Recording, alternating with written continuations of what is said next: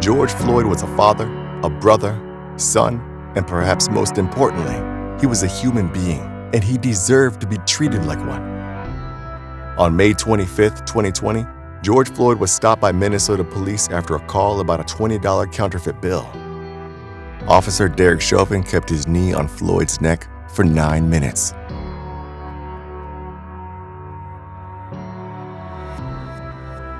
He was a role model for me and a lot of guys coming out the neighborhood because he was the first one to get a scholarship.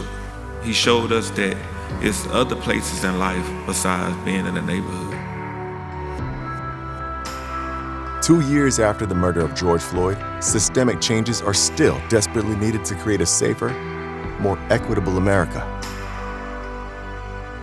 The death of George Floyd is emblematic of the unchecked police brutality that disproportionately impact Black communities.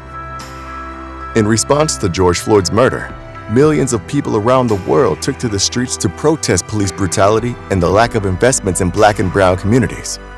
As a direct result of this powerful uprising, there have been important changes across the country that have included investments in non-policing centered approaches to public safety.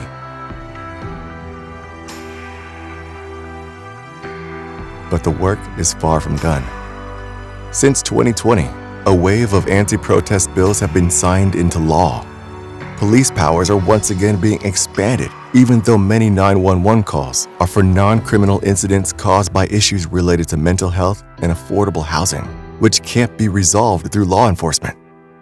That is why we must continue to invest in programs for under-resourced communities, like violence interruption programs, affordable and supportive housing, recreational spaces, access to healthcare, and stopping the criminalization of low-level offenses. These programs are proven to work and keep our communities safer than any of this country's costly, ineffective, and overly aggressive law enforcement practices. Make change happen.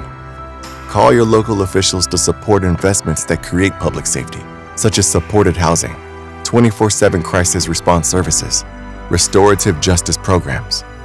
Take the steps right now to honor the memory of George Floyd by advocating for a safer and more equitable America.